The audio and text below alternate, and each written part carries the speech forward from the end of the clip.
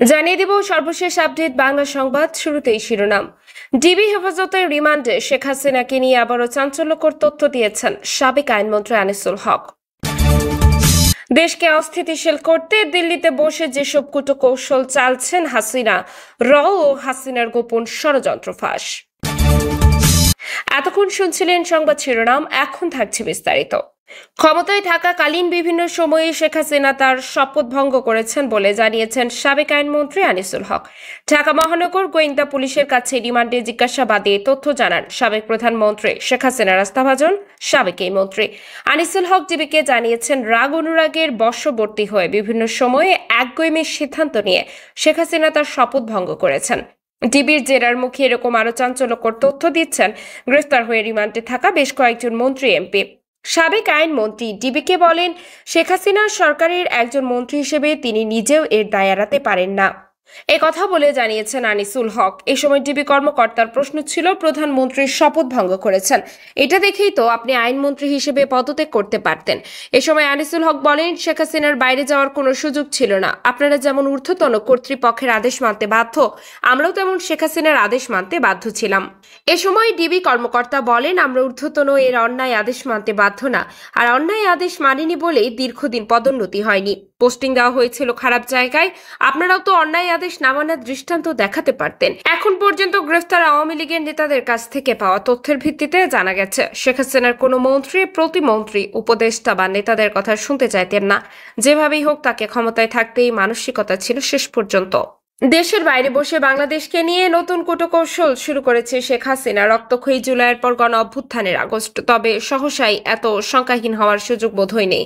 অত্যন্ত চলমান ইস্যুতে ভারতের অতি তৎপরতা তেমনটাই বার্তা দিচ্ছে। শেখ হাসিনা উত্তর বাংলাদেশ নিয়ে ভারতীয় গোয়েন্দা সংস্থা একের পর এক পরিকল্পনা বাস্তবায়ন করছে বলে রিপোর্ট করেছে জার্মানির বনভিত্তিক সংবাদ মাধ্যম দ্য মিরর এশিয়া। পত্রিকাটির প্রতিবেদনে বলা হয়েছে, বাংলাদেশকে নিয়ে ভারতের প্রথম প্রজেক্ট 1 সেপ্টেম্বর থেকে 30 নভেম্বর পর্যন্ত সময়ের জন্য এই প্রজেক্টের উদ্দেশ্য হলো ডক্টর ইউনূস সরকারের উপর ইসলামপন্থীরা ভর করেছে এমন বয়ান হাজির করা। প্রতিবেদনে বলা হয়, বাংলাদেশে আন্দোলনকারীদের সাথে হিজবুত তাহরির সংশ্লিষ্টতা প্রমাণ ও জনগণের মধ্যে ভয় তৈরি করার ব্যাপারে সবচেয়ে বেশি গুরুত্ব দেওয়া হচ্ছে। এক্ষেত্রে টার্গেট করা হচ্ছে তরুণ বামপন্থী নেতাদের। ইতোমধ্যে মার্কিন বিরোধী 3 জন বামপন্থী সাবেক ছাত্র নেতার সঙ্গে দিল্লিতে কর্মরত একজন সাংবাদিক দীর্ঘ সময় কথা বলেছেন বলেও জানান তিনি। প্রতিবেদনে আরও বলা হয়, এই মুহূর্তে ভারতের অগ্রাধিকার হলো তরুণদের কোনো দল গঠনের সুযোগ না দিয়ে বর্তমান সরকারকে অস্থিতিশীল করার চেষ্টা চালানো। ইতোমধ্যে এর অভ্যন্তরে একটি উপগ্রুপ তৈরি করা হয়েছে, যার কাজ হচ্ছে বাংলাদেশের এই মিশন সম্পূর্ণ করা। এছাড়াও রয়েছে ভিক্টর 2 নামে একটি সেল, যেখানে বাংলাদেশ সম্পর্কিত সর্বশেষ সিদ্ধান্ত নেওয়া হচ্ছে। সমন্বয়ক হাসনাত সার্জিস সহ ছাত্র নেতাদের ফেসবুক স্ট্যাটাসকে হিন্দি ও ইংরেজিতে অনুবাদ করে ভিক্টর 2 এর টেবিলে জমা দেওয়া হচ্ছে। মিরর এশিয়ার প্রতিবেদনে বলা হয়েছে, গত 16 জুলাই যখন হাসিনা সরকার শিক্ষার্থীদের দেখামাত্র গুলির নির্দেশ দেন, তখন ধীরে ধীরে পরিস্থিতি সরকারের অনুকূলে চলে যায়। পরে শেখ হাসিনার বিশেষ অনুরোধ ও ভারতের নিরাপত্তা উপদেষ্টার সরাসরি তদারকিতে বাংলাদেশের এর প্রশিক্ষণপ্রাপ্ত 400 কর্মকর্তা ঢাকায় যান। তাদের ভাষায় কাশ্মীরি কায়দায় আন্দোলন দমন করে তারা দিল্লি ফেরেন 28 জুলাই। কিন্তু পরবর্তী পরিস্থিতি নিয়ে ওয়াকিবহুল ছিল না। প্রতিবেদনে বলা হয়, ও 5 আগস্টের পর 10 আগস্ট সংখ্যালঘুদের সমাবেশে আড়ালে একটি প্রতিবিপ্লব করার পরিকল্পনা করে। তার জন্য বিপুল সংখ্যক ভারতীয় সাংবাদিকও সেদিন ঢাকায় উপস্থিত ছিলেন। সেটি ব্যর্থ হলে দ্বিতীয় পরিকল্পনা করা হয় 15 আগস্ট, কিন্তু সেটিও ব্যর্থ হয়। রিপোর্টে বলা হয়েছে, হাসিনা বর্তমানে ভারতের অভ্যন্তরীণ গোয়েন্দা সংস্থা ইন্টেলিজেন্স ব্যুরোর সুরক্ষিত একটি ভবনে থাকছেন। সেখানেই বিভিন্ন হাই প্রোফাইলিং মিটিং করছেন তিনি। বাংলাদেশের সাবেক প্রধানমন্ত্রীর মনোবল ফিরিয়ে আনার জন্য তার সাথে নিয়মিত সাক্ষাৎ করছেন তার কন্যা সাইমা ওয়াজেদ পুতুল। পিলখানা হত্যাকাণ্ডের সঠিক রিপোর্ট দেওয়া হলে সাবেক প্রধানমন্ত্রী শেখ হাসিনা রিপোর্টটি ছুড়ে ফেলে বলেন, কি আবুল তাবুল রিপোর্ট, যেভাবে ইনস্ট্রাকশন দেওয়া হয়েছে সেভাবে কাজ করতে হবে। এরপর আবারও প্রধানমন্ত্রী ডাকেন বিডিআর বিদ্রোহের তদন্তের সমন্বয়কারী ক্যাপ্টেন অবসরপ্রাপ্ত ডক্টর খান রফিককে। সেদিনও রিপোর্ট পরিবর্তন না করে একই রিপোর্ট দেন তিনি। রিপোর্ট দেওয়ার পর জিজ্ঞাসাবাদ করা হয়। তিনি রিপোর্ট দেওয়ার পর জিজ্ঞাসা করেন, হাউ ডিয়ার ইউ আর। জবাবে তিনি বলেছিলেন, আমার ভাইয়ের রক্তের সঙ্গে বেইমানি করতে পারবো না। এরপর রফিককে পিলখানা থেকে তুলে নেওয়া হয়। 361 দিন ডিজিএফআইতে রাখা হয়। সেখান থেকেই আয়নাঘরের শুরু। 5 বছর অন্তরীণ থাকার পর ছাড়া পেলেও আর দেশে থাকতে পারেননি। গত 24 আগস্ট বেসরকারি টেলিভিশনের একটি অনুষ্ঠানে মালয়েশিয়া থেকে যোগ দিয়ে এসব কথা বলেন ক্যাপ্টেন অবসরপ্রাপ্ত ডক্টর খান রফিক। এ সময় তিনি বলেন, আজিজ মনিরুল আকবর, জিয়াউল আহসান এদেশের সবার হাত সে সময় রক্তে রঞ্জিত। আর পুরো ঘটনার মাস্টার মাইন্ড ছিলেন তারিক আহমেদ সিদ্দিক। এই মেজর জেনারেল অবসরপ্রাপ্ত তারিক আহমেদ সিদ্দিক সাবেক প্রধানমন্ত্রী শেখ হাসিনার নিরাপত্তা উপদেষ্টা ছিলেন। 2009 সালের 25শে ফেব্রুয়ারি সূচনা হয় বিডিআর বিদ্রোহ নামে বাংলাদেশের ইতিহাসের এক কলঙ্কজনক অধ্যায়ের। নির্দয়ী জওয়ানরা একে একে বুক ঝাঁঝরা করে হত্যা করেন 57 জন সেনা সদস্যকে। 25 ও 26শে ফেব্রুয়ারি চলা এই বিদ্রোহে মোট 74 জন প্রাণ হারান। নির্মম সেই হত্যাকাণ্ডের 15 বছর পর সাবেক ক্যাপ্টেন অবসরপ্রাপ্ত ডক্টর খান রফিক জানালেন, পিলখানা হত্যাকাণ্ড বিডিআর বিদ্রোহ ছিল না, এটা ছিল পরিকল্পিত হত্যাকাণ্ড। কতিপয় সামরিক, বেসামরিক ও রাজনৈতিক নেতৃত্ব প্রত্যক্ষ পরোক্ষভাবে ঘটনার সঙ্গে জড়িত ছিলেন। বিডিআর হত্যাকাণ্ডের তদন্তের সমন্বয়ক সাবেক সেনা কর্মকর্তা ডক্টর খান রফিক বলেন, প্রাপ্ত রিপোর্ট সময় দেখতে পায় ঘটনার পরিকল্পনা হয় 2008 সালের ডিসেম্বর থেকে।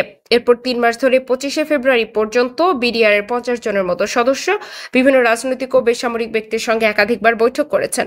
বিভিন্ন গোয়েন্দা সংস্থা এসব তথ্য জানতে পারেনি, এটা সম্পূর্ণ অসত্য, জেনেও তারা গোপন করেছিল। আওয়ামী লীগের একজন সাবেক এমপি প্রতি শুক্রবার পিলখানা মসজিদে জুম্মা পড়তে যেতেন। নামাজের পর তিনি সেখানে 1 থেকে 1.5 ঘন্টা বিডিআর সৈনিকদের সঙ্গে মিটিং করতেন। পরে তার বাসায়ও একাধিক মিটিং হয়। সেসব মিটিংয়ে আওয়ামী লীগের আরেকজন সাবেক এমপি থাকতেন। মিটিংয়ে বিডিআর সৈনিকদের উদ্দেশ্যে সাবেক এক এমপি বলেছেন, বেশি মারার দরকার নেই, 2-3 জন অফিসার মেরে ফেললেই হবে, বাকিটা আমরা দেখব। এই 2 সাবেক এমপি হলেন ফজলে নূর, তাপস ও জাহাঙ্গীর কবির নানক।